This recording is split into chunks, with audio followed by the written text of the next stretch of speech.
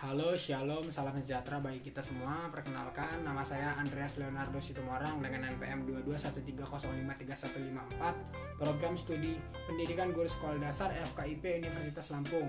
Pada kesempatan video kali ini, saya akan membahas mengenai sikap dan kebiasaan dalam belajar. Untuk memenuhi tugas ujian akhir semester mata kuliah Psikologi Pendidikan yang diampu oleh Bunda Profesor Dr. Sowiyah MPD.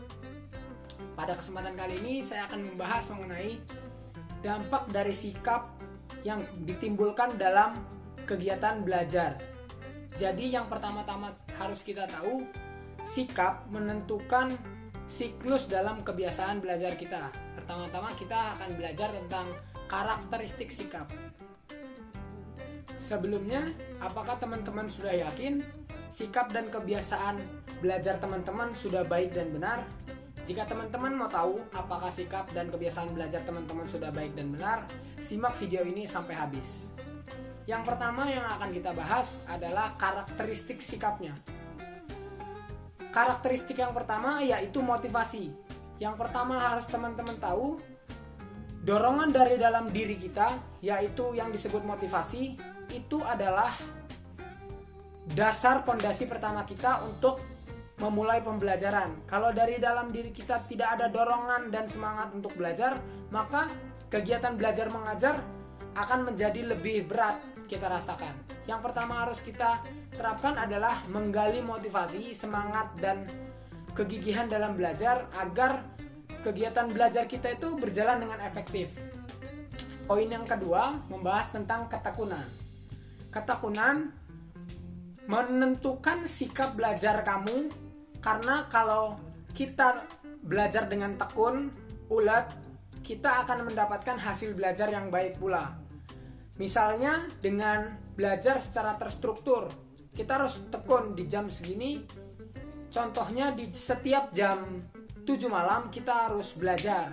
Kita harus tekun, setiap hari kita harus mengulang kembali rutinitas yang sama sampai itu menjadi sebuah rutinitas kebiasaan belajar kita. Poin yang kedua adalah menggali rasa ingin tahu.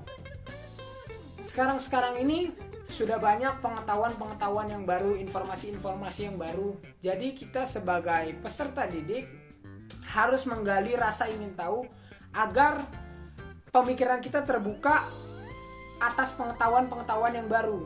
Jadi pemikiran kita itu bukan pemikiran yang lama lagi, pemikiran yang sudah terbaharui karena masuknya pengetahuan yang baru, sehingga otak kita menggali informasi yang terbaru yang dapat membuat kita memiliki pengetahuan yang luas.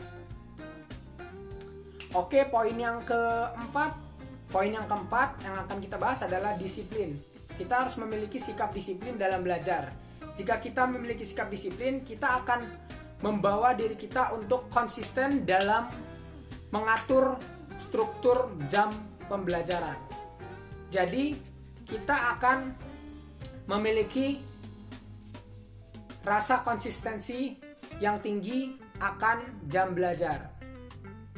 Poin selanjutnya adalah rasa tanggung jawab. Tanggung jawab merujuk kepada inisiatif dari dalam diri kita untuk belajar. Jadi, tanggung jawab ini adalah rasa inisiatif belajar kita yang bukan dari orang lain, melainkan berasal dari dalam diri kita.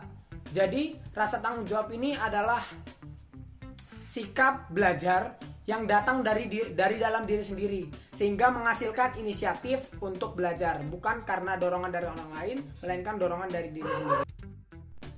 Poin yang terakhir adalah mengevaluasi diri sendiri. Dalam kegiatan belajar, mengevaluasi diri sendiri adalah poin yang sangat penting, di mana kita harus mereview kembali apa yang sudah kita pelajari, apa yang menjadi kekuatan dan kelemahan kita saat mengalami proses belajar.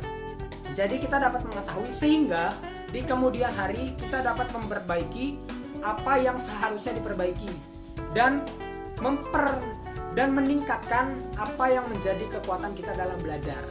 Nah, jadi dari poin-poin yang sudah saya sampaikan, teman-teman sudah tahu kan?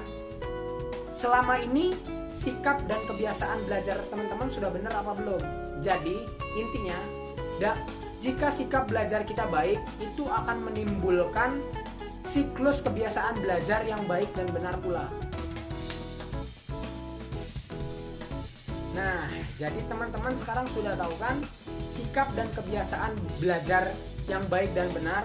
Apakah sikap dan kebiasaan belajar teman-teman sudah baik dan benar menurut poin-poin yang saya sampaikan tadi atau belum? Kalau sudah, bagus, bisa ditingkatkan kembali.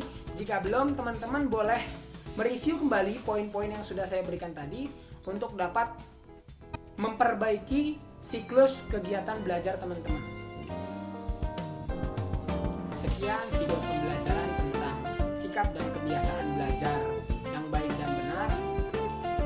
Terima kasih teman-teman yang sudah menyaksikan. Sampai jumpa di video-video selanjutnya.